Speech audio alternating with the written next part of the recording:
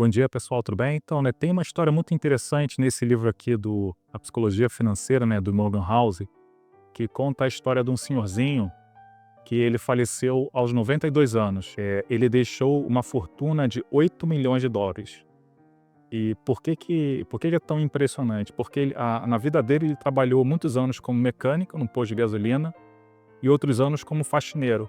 Nenhuma Ele não tinha uma renda muito elevada, muito alta. E o que isso ilustra, que o segredo dele foi ele investiu em ações, de grandes empresas americanas, mas o que fez a diferença, além dele investir consistentemente durante toda a sua vida, foi o prazo, ou seja, ele teve um prazo longo de acumulação de capital que permitiu a ele, mesmo tendo duas funções muito simples, muito humildes, ele ter acumulado uma fortuna de 8 milhões de dólares. Então, esses 8 milhões de dólares variam a um dólar, por exemplo, que está a 5,50, aproximadamente, que está hoje, está atualmente, daria 44 milhões de reais. E o que isso ilustra? O brasileiro, que ele é muito imediatista. O brasileiro, quando ele vai olhar os investimentos dele, da carteira dele, ele olha a rentabilidade e geralmente ele olha mês a mês. Ele está preocupado mensalmente quanto é que rendeu a carteira dele. Só que isso não é o mais importante. O importante o que a gente deveria ter uma atenção maior é o tempo,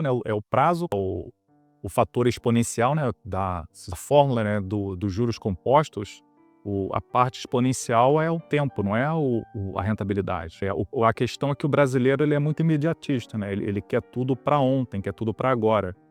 Então, acaba caindo até em pirâmide, em jogo de tigrinho, ou seja, aposta em bet achando que é investimento. E até um outro exemplo desse livro, que aí é o investidor mais famoso do mundo, que é o Warren Buffett, que se aposentou recentemente, se aposentado, aos 60 anos, parado de investir com 60 anos, sua fortuna seriam apenas 12 milhões de dólares.